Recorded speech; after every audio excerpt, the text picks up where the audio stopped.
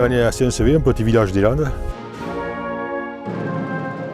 Les gens du centenaire de notre association, quand ils vont se promener sur les champs de bataille, que ce soit la guerre de 14 ou 30 ou la guerre de 40, ne trouvent pas beaucoup de Landais. Puisque les Landais, quand ils sont en vacances, ils vont soit à la plage, soit à la montagne. Donc on a dit, mais puisque les Landais ne vont pas au champ de bataille, on va amener le champ de bataille hollandais. C'est pas une passion, c'est un devoir de mémoire.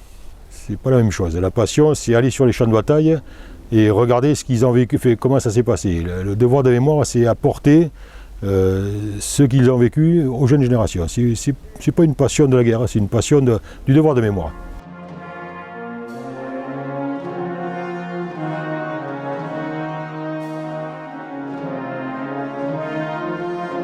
La superficie du terrain, c'est à peu près 1 hectare.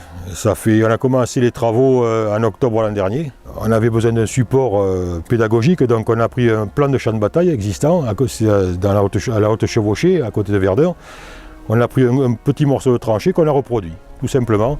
Donc bien sûr, les travaux, on les a fait faire au tractopelle, parce qu'il y avait trop de tranchées et c'est de l'argile. Sauf qu'entre le début des travaux au tractopelle et le moment où on a commencé à mettre les clés, la pluie a tombé et tout s'est effondré. Il a tout fallu. En gros, si le tractopelle a remué 600 mètres cubes de terre, nous on a remué à peu près 80 mètres cubes à la pelle. Donc petit à petit, au fur et à mesure on relevait la terre, on a étayé avec des clés, avec des planches, avec du grillage, avec de la clôture, comme il faisait à l'époque, avec ce qu'on avait sous la mer. On a étayé, puis on a réussi à arriver à faire un réseau de tranchées. Dans ce réseau, on a mis des abris. Les abris, normalement, ne sont pas à cette place réelle. Si on avait dû les mettre à la place réelle, ils auraient dû être plus loin. Dans les cours et les fermes des gens autour, ils n'auraient pas été trop d'accord, je pense.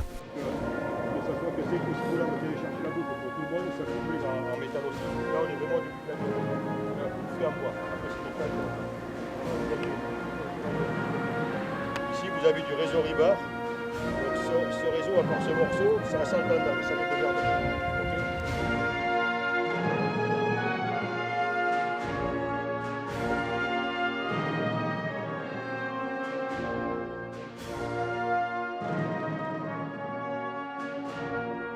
Quand on arrive, on commence par le cantonnement. Le cantonnement, c'est ce qui se trouvait assez loin à l'arrière, où les gens ont dit étaient en repos.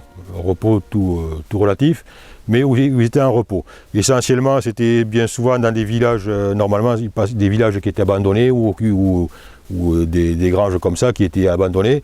Et quand ils ne pouvaient pas, ils montaient eux-mêmes leur cantonnement avec des baraques en bois, essentiellement faites avec du pin des Landes. Forêt landaise exploitée par les Canadiens, les Américains et bien sûr les bûcherons landais. Ce que les gens ont du mal à comprendre, les jeunes, c'est que le nombre de personnes qui vivent dans un aussi petit endroit, c'est qu'au niveau des sanitaires, les latrines, ils s'imaginent mal que ça soit un seau qu'il faille aller vider, quoi. Pour eux, ils ne voient pas ça comme ça. Après, les baraques en bois, ils trouvent que c'est petit, mais c'était ça. Avant que M. Adrian amène ces baraques démontables, c'était vraiment de l'improvisation, on va dire.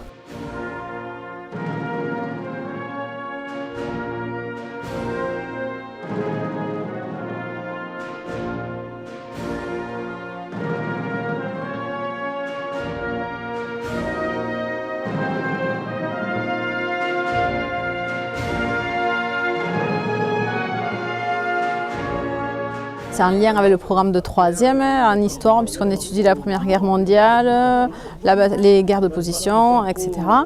Et donc on est aussi dans un devoir de mémoire pour faire prendre conscience aux jeunes ce qu'est la réalité des tranchées.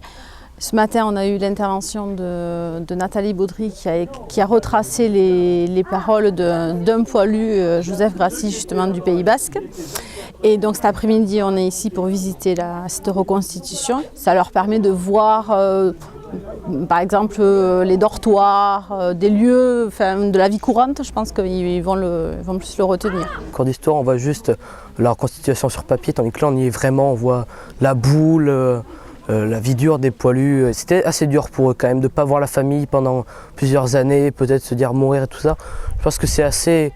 Oui, on change complètement la vision de la Première Guerre mondiale, je pense en fait. C'est une période assez intéressante de l'histoire de voir qu'un petit attentat peut déclencher une Première Guerre mondiale.